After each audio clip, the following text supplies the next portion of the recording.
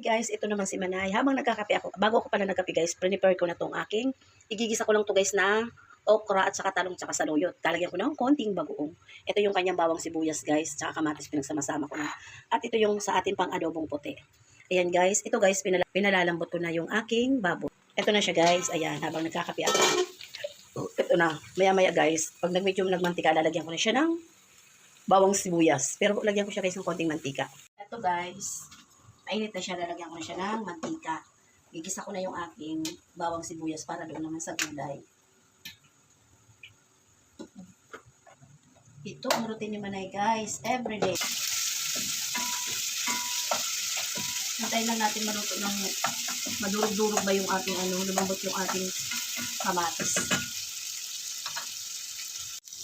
Ito guys, ilagay na natin yung ating gulay. Ilagyan ko pala yung guys ng isang sili lang. Ituloy natin. Tapos, pero madami to guys na bawang. Tapos yung sibuyas ko, dalawang medyo maliit lang siya. Ayan, medyo aluhin muna natin.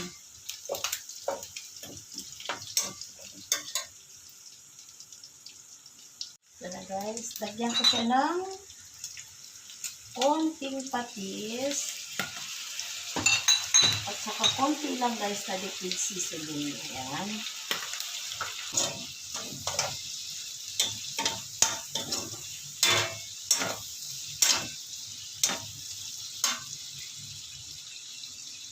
Ito guys, lagay ko na yung ating saluyot. Ang bago talaga ng bagoong pista.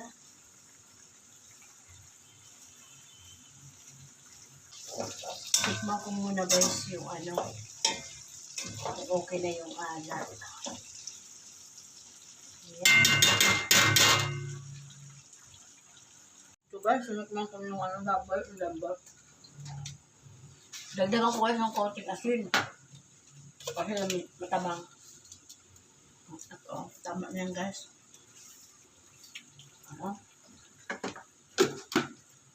Ang sarap. Kaya guys, pag bibili ako doon sa Robinson, ano yan? Kaya ako. Ay, lalagyan ko para ito guys ng suka. Lalagyan pa ni Manay ng suka. Yung ating adobo.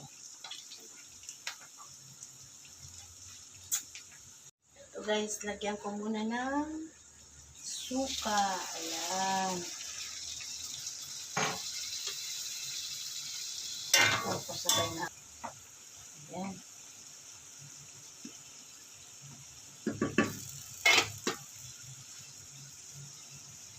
Ito guys, okay na yung ating ginisang okra na may saluyot at talong. Tapos, yung ating adobo ay okay na rin.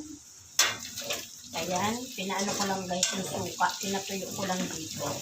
Ganyan ako nag-adobo guys. Huli lang yung suka. Hindi ko pinagsasabay-sabay. Ayan, okay na siya. Maya-maya, iinitin ko na lang guys yung kanin kasi ang dami ka din kanin. Okay na yung ating adobo. At yung ginisang okra na may saluyot. Ayan. Naantay ko na lang yung aking maglolo.